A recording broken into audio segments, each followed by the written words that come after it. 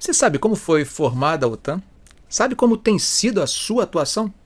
A Rússia ou a União Soviética já participaram ou solicitaram participar dessa organização? Sabe não? Vamos à aula de hoje? 4 anos após o fim da Segunda Guerra Mundial, na verdade, no dia 4 de abril de 1949, foi fundada a OTAN. A aliança da União Soviética com as potências ocidentais e com a China para enfrentar a ameaça nazista era uma aliança por conveniência, e por mais que as conferências procurassem construir um pós-guerra sem rivalidades, estava claro que isso seria improvável. Apesar de a Conferência da Crimeia ter firmado o respeito às zonas de influência, os anos seguintes demonstrariam que os avanços e desrespeitos aos acordos não seriam raros.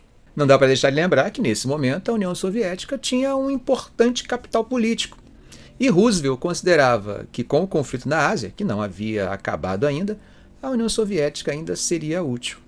Desde 1945, os Estados Unidos eram claramente hegemônicos em termos de PIB, de produção industrial e também no controle sobre a tecnologia atômica. Só em 1949 a União Soviética fazia o seu primeiro teste atômico. O descontentamento era mútuo e já havia se manifestado em diferentes questões internacionais, como a crise de Berlim, a questão do Irã, a questão grega e turca e a posição dos americanos em relação ao desenvolvimento do Japão, entre outros. O que não faltavam eram questões que tensionassem a relação entre as duas potências.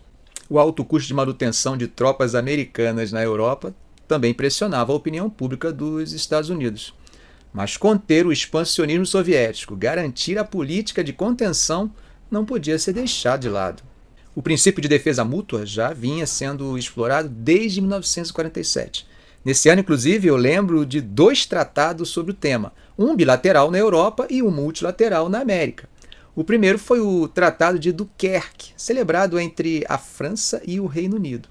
E o segundo foi o famoso Tratado Interamericano de Assistência Recíproca, conhecido como TIAR, ou Tratado do Rio. Um ano depois, em 1948, a França e o Reino Unido se unem à Bélgica, Países Baixos e Luxemburgo, ampliando a aliança do Tratado de Dunkerque. Esse novo tratado foi o Tratado de Bruxelas. Esse ano de 1948 foi um ano tenso e o expansionismo soviético se mostrava algo cada vez mais factível. Afinal, nesse ano acontece a crise de Praga, que contou com o apoio de Stalin, inclusive com a oferta de tropas para conter a oposição ao governo comunista. A Alemanha, que estava dividida em 4 zonas de influência, também vivia o calor dessa tensão, aquilo que ficaria conhecido como Crise de Berlim, e resultaria na criação das 2 Alemanhas no ano seguinte. Seria exatamente em 1949, nesse contexto de tensão, de teste atômico soviético, de revolução chinesa, de avanço de partidos comunistas na Itália, que o Tratado de Bruxelas passa por uma ampliação que ultrapassa os limites do continente europeu. Lembra quem formava o Tratado de Bruxelas? Isso, França, Reino Unido, Bélgica, Países Baixos e Luxemburgo. A ele se unem os Estados Unidos e o Canadá, além de Portugal, Itália e Noruega. Dinamarca e Holanda também. Surgia o Tratado do Atlântico Norte. Isso mesmo, em 1949 ainda não existia esse nome que nós conhecemos hoje. Ele só ganharia o status de organização 2 anos mais tarde, já no contexto de radicalização dos conflitos bélicos no mundo, principalmente quando pensamos na importância da Guerra da Coreia para os rumos da Guerra Fria. A organização do Tratado do Atlântico Norte tem sua sede em Bruxelas, e agora você já tem uma ideia da importância da cidade para a sua existência. Dentre os fundamentos normativos do tratado, destaca-se os capítulos 5, que trata da defesa coletiva propriamente dita, que é orientada pela lógica de que um ataque contra um dos membros seria um ataque contra todos. A atuação da OTAN, historicamente, no entanto, tem se baseado mais no capítulo 4. Em 1952, já pensando na contenção da União Soviética no Mar Negro, a OTAN foi ampliada com a entrada de 2 países rivais entre si, a Turquia e a Grécia. Essa agora você não vai acreditar. Preste atenção no que acontece em 1954, véspera da criação do Pacto de Varsóvia. A União Soviética, isso mesmo, a União das Repúblicas Socialistas Soviéticas, para os íntimos URSS, fez uma solicitação oficial para entrar na OTAN. Agora só faltava a resposta positiva dos membros da aliança militar. Adivinha qual foi a resposta da organização? Em maio do mesmo ano, 1954, a solicitação foi rejeitada. E a justificativa dada foi de que a organização tinha objetivos democráticos, e esses objetivos eram incompatíveis com o regime soviético. Bom, a Alemanha Ocidental, que no imediato pós-guerra tanto Estados Unidos quanto a União Soviética defendiam que deveria ser desmilitarizada, entra para a OTAN. Vejam só o que eu acabei de te contar, que a União Soviética solicitou entrar para a OTAN e não foi admitida. No entanto, um ano depois, a Alemanha, que 10 anos antes havia sido responsabilizada pela Segunda Guerra Mundial, é admitida como membro da Aliança Militar do Atlântico Norte. Qual seria a reação da União Soviética? Cria sua própria organização.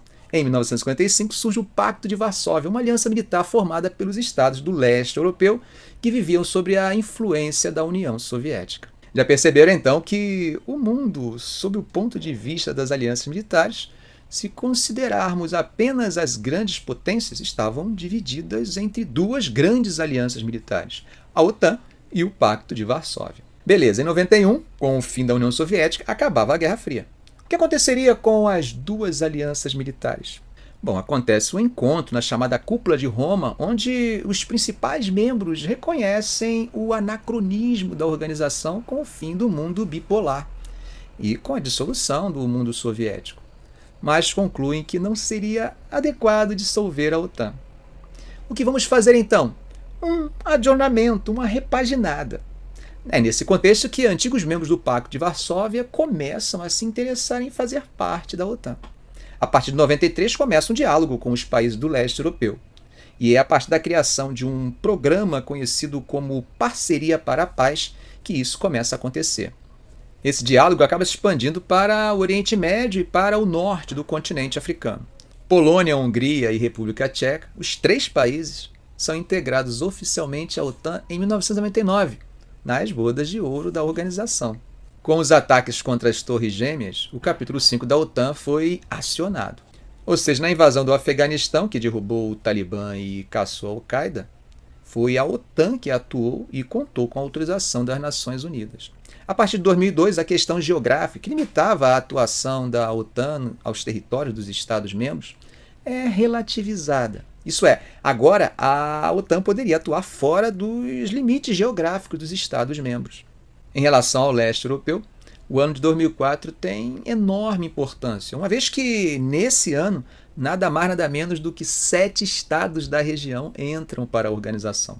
De uma tacada só, as 3 repúblicas bálticas, Estônia, Letônia e Lituânia, que haviam sido repúblicas soviéticas, entram para a organização. E ainda são acompanhadas pela Eslováquia, Eslovênia, Romênia e Bulgária. Mas não fica por aí. Em 2009, mais 2 estados da região entram. Era a vez da Croácia e da Albânia. 8 anos depois, em 2017, Montenegro adere à organização, seguida de Macedônia do Norte em 2019. No contexto de crise do comunismo real, em 1990, no ano anterior à dissolução da União Soviética, na chamada Declaração de Londres, eles afirmam que a União Soviética não era inimiga da OTAN. Na sequência, com a dissolução e a Rússia se apresentando como sucessora da União Soviética na comunidade internacional, há alguns diálogos promissores entre a OTAN e os russos, o que resulta em 97 na criação do Conselho Permanente OTAN-Rússia. Claro que a atuação da OTAN, mesmo que de forma parcial na Bósnia, na Sérvia, não deixam os russos muito confiantes. Mas as imagens da relação entre Yeltsin e Clinton, hilárias por sinal, passam a ideia de que essa relação está muito boa, tanto que algumas declarações não oficiais de Yeltsin em relação ao expansionismo da OTAN no leste europeu acabam sendo reformuladas pelos canais oficiais do governo russo. No imediato pós-11 de setembro, a guerra contra o terror acaba por aproximar os interesses dos Estados Unidos com o da Rússia, o que acaba gerando uma boa relação entre Bush 43 e Putin, uma espécie de reedição menos espalhafatosa da relação Clinton e Yeltsin.